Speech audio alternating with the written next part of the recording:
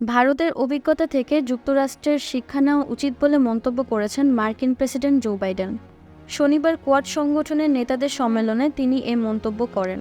সম্মেলনে ভারতের প্রধানমন্ত্রী নরেন্দ্র মোদী, অস্ট্রেলিয়ার প্রধানমন্ত্রী অ্যান্থনি আলবানিজ এবং জাপানের প্রধানমন্ত্রী ফুমিও কিশিদা উপস্থিত ছিলেন। এ সময় কোয়াডের বৈঠকে নাম না করে চীনকে স্পষ্ট বার্তা দিলেন ভারতের প্রধানমন্ত্রী নরেন্দ্র মোদী। যুক্তরাষ্ট্রের উইলমিংটনের কোয়াড ভারত, জাপান, আমেরিকা এবং অস্ট্রেলিয়া সম্মেলনের শুরুতেই মোদী স্পষ্টভাবে বলে দেন, মুক্ত, গঠনমূলক, সমৃদ্ধিশালী ইন্দো প্রশান্ত মহাসাগরীয় অঞ্চলগুলো আমাদের অগ্রাধিকারের বিষয়। কোনো দেশের নাম মুখে না আনলেও মোদীর সেই মন্তব্যের নিশানায় যে চীন ছিল তা বুঝতে কারও অসুবিধা হয়নি। ইন্দো প্রশান্ত মহাসাগরীয় অঞ্চলে চীনা আগ্রাসন রুখতে কোয়াড যে আগামী দিনেও হাতে হাত মিলিয়ে কাজ করবে তা স্পষ্ট করে দিয়েছেন মোদী।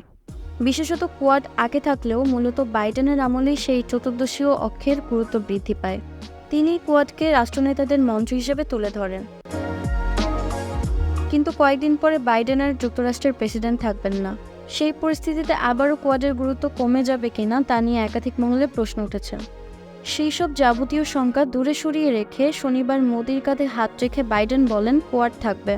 বাইডেনের সেই মন্তব্য শুনে মোদিও হেসে ফেলেন। থামস আপ দেখান ভারতের প্রধানমন্ত্রী।